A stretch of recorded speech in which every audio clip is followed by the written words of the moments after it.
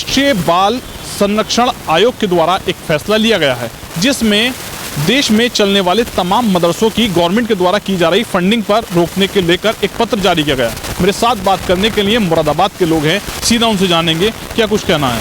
एक फैसला आया है, उसको लेकर क्या कुछ कहेंगे? बहुत गलत फैसला है और खाली मदरसों के लिए क्यों आया, ये वेद पाठशालाओं के लिए क्यों नहीं आया, ये शिशु मंदिरों के लिए क्यों नहीं आया। लाखों शिशु मंदिर चल रहे हैं यहाँ पर भारत के अंदर, उनके लिए क्यों नहीं आया। उत्तर प्रदेश में भी चल रहे हैं, वेद पाठशालाएँ चल रही हैं, मठ चल रहे हैं, मंदिर चल रहे हैं, वहाँ पे भी अपने अपने धर्म की बात हो रही है, उन लोगों के लिए क्यों नहीं आया। सिर्फ मुसलमानों को टारगेट क्यों करा जा रहा है? क्योंकि सरकार को ये अंदाज़ा हो चुका है कि जब तक हम मुसलमानों को बुरा नहीं कहेंगे, मुसलमानों पे जुल्म नहीं करेंगे, मुसलमानों पे ज़्यादती नहीं करेंगे, मुसलमानों को दबाएंगे नहीं, तब तक एक वर्ग जो है बहुसंख्यक समाज वो खुश नहीं होगा। जब तक वो खुश नहीं होगा वो उनको वोट नहीं करेगा। सीधी सीधी यही बात है। NCPCR के द्वारा ये पत्र जारी किया गया है सभी सरकारों को कि मदरसों को जो फंड सरकार की तरफ से मिलता है वो नहीं मिलेगा। क्या कुछ सोचते हैं मुसलमान? नहीं, फंड के बारे में जो मदरसे के बारे में इन्होंने जो रीजन लिए बात निकाली है, तो ये तो सबके लिए हक बराबर होनी चाहिए। अगर आप मदरसे के ख़िलाफ़ और ये किसी मजहब के ख़िलाफ़ या किसी धर्म के ख़िलाफ़ अगर आप इस तरह बात दे या बयान दे रहा था, ये बात आपके ऊपर भी लागू होता है। सवाल है मदरसे की या मस्जिद की, तो सवाल मंदिर की भी है, गुरुद्वारा के भी है और चीज़ों की भी है। तो आप उस चीज़ को भी रोक लगाइए। और रही बात मदरसे फंडिंग के बाद सरकार, तो हमारे मदरसे जो है सिर्फ फंडिंग से नहीं चलता। मदरसा हमें गवर्नमेंट सरकार से ऐसा नहीं है उसके ऊपर हमारे मदरसा या इदारा चल रहा है, ऐसा कुछ नहीं है। अल्लाह तबारक तआला हमारे गैबी मदद करता है और सब पूरा होता रहता है। हमारे इनकी ज़रूरत नहीं है, हमारी इस सरकार की पैसों की इतनी ज़रूरत नहीं है। और अगर कानून पास कर रहा हो इस तरीके से, तो हर चीज़ के लिए कानून वही होना चाहिए जो हर धर्म के लिए है। जी शहाबुद्दीन भाई, NCPCR के द्वारा एक पत्र जारी किया गया है सभी राज्य सरकारों को, मदरसों को मिलने वाला फंड बंद होना चाहिए। क्या सोचते हैं? देखिए, पत्र किसने जारी करा, अभी हमें सूचना नहीं मिली है और पत्र अभी हमारे पास आया नहीं। हमें बारीकी से जब तक उस पर जांच नहीं करेंगे क्या लिखा गया है मीडिया के हम स्तर से जो पता चल रहा है, इसमें हम कोई टिप्पणी नहीं कर सकते, क्योंकि पहले उसकी बारीकी से जांच होगी ना। तो पास ये करा गया है पत्र में, ये कहना है कि जो मदरसे चल रहे हैं उसमें बच्चों का भविष्य सुरक्षित नहीं है। उसको लेकर क्या कुछ सोचती है भारतीय जनता पार्टी? क्या है उसका? जनता पार्टी का सोचना यही है कि मदरसे जो चल रहे हैं उसमें खाली दीन की पढ़ाई नहीं हो, उसमें कंप्यूटर भी होना चाहिए, उसमें और भी बच्चों को IPS IAS।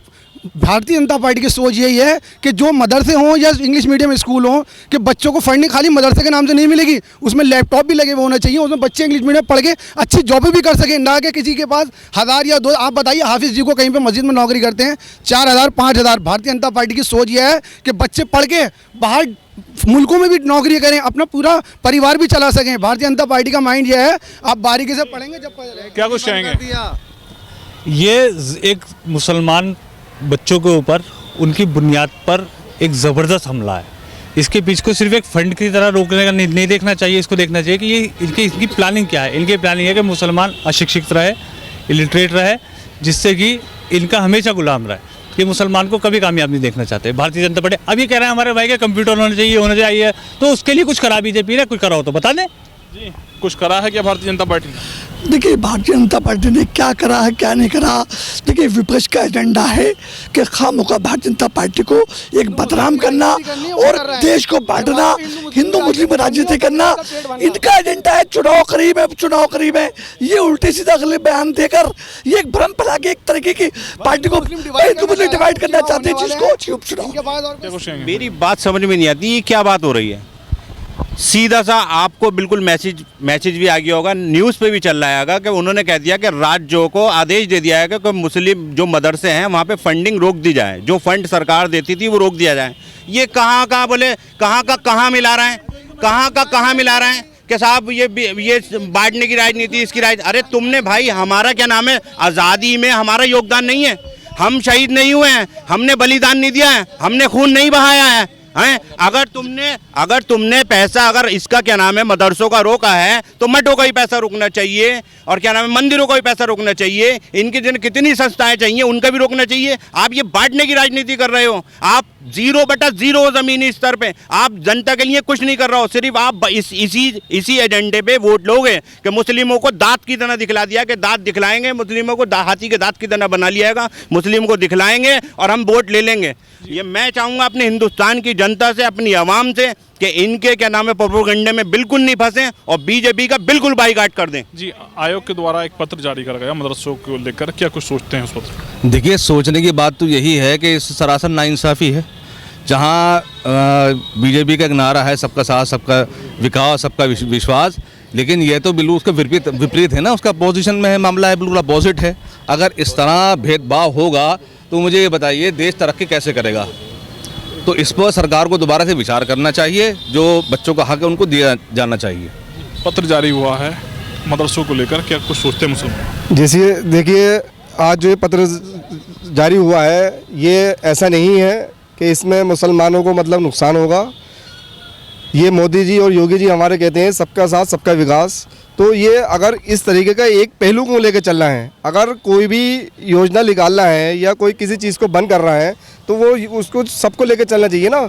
अगर अभी मेरे जैसे भाई बता रहे थे कि मंदिर का पैसा भी रुकना चाहिए, मंदिर का छोड़िए, अगर जैसे कोई गैर मतलब जो है मुस्लिम का कोई कार्यक्रम होता है तो उसमें जो है सरकार की तरफ से पैसा आता है, तो हम ये मानना चाहते हैं कि हम मतलब जो है हिंदुस्तान के नहीं हैं क्या? और भी लोग हैं जी।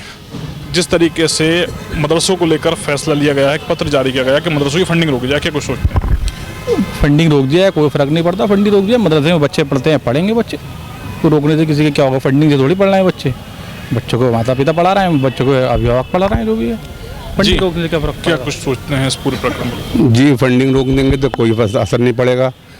इस्लाम में जो बच्चे पढ़ते हैं वो पढ़ते रहेंगे, कोई काम रुकता नहीं है, सबका ऊपर वाला मालिक। जी वगी भाई, देखिए, मदरसे हमारे, मस्जिद हमारी, कुरान हमारा, हम अपने हिसाब से करेंगे ना।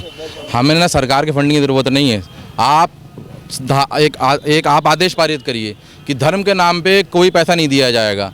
मैं सही बता रहा हूँ, कई मतलब कहनी नहीं चाहिए बात ये, कई मठ, कई वेद पाठशालाएं बंद हो जाएंगी, मदरसे बंद नहीं होंगे। हमें सरकार का दखल मदरसों में बिल्कुल नहीं चाहिए। हम यहाँ से डिमांड करते हैं कि सरकार अपना दखल बिल्कुल बंद कर दे, हम अपने मदरसे खुद चला लेंगे। ये अपने जो हमारे मुस्लिम नेता बेचारे बीजेपी में शामिल हैं, इनसे एक जवाब जानना चाहूँगा कि ईद की नमाज पे तो लाउड स्पीकर रहेंगे अंदर, आवाज़ सड़क तक नहीं जानी चाहिए। ये रामलीला के ऊपर ऑब्जेक्शन नहीं उठाते ये लोग जा कर के कि ये पूरे शहर में जो आवाज़ हो रही है इनकी ज़बान हलक्का अंदर को घुस जाती है, पेट में घुस जाती है ज़बान। इससे हमें एतराज़ नहीं है, इससे हमें एतराज़ नहीं कि लाउड स्पीकर है तो फिर सबके साथ एक साथ होना चाहिए। एक साथ बीजेपी का नारा सबका साथ सबका विकास है, इसको बदलकर ये लिखना चाहिए, ना किसी का साथ और ना ही किसी का विकास। एनसीपीसीआर की रिपोर्ट को लेकर मुरादाबाद में मुसलमानों से बात की गई है, जिनके द्वारा अपनी अलग अलग प्रतिक्रिया दी गई है। शारिक सिद्दीकी, TV9 मुरादाबाद।